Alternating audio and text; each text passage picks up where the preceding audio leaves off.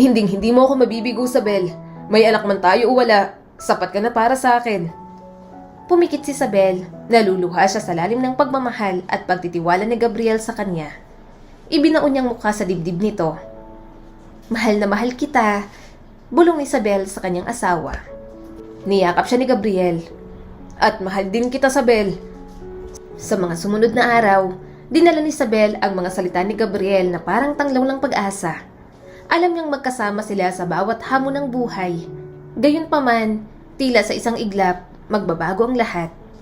Isang araw, naghahanda si Sabel ng almusal nang biglang sumakit ang ulo niya. Nalaglag niya ang hawak na kutsilyo. Hinawakan niya ang kanyang ilong nang naramdaman ang mainit na basang likido roon. Ilang sandali pa, nagsimulang tumulo ang dugo. Nabahira ng pulang kulay ang dulo ng kanyang mga daliri. Han, anong nangyayari sa'yo?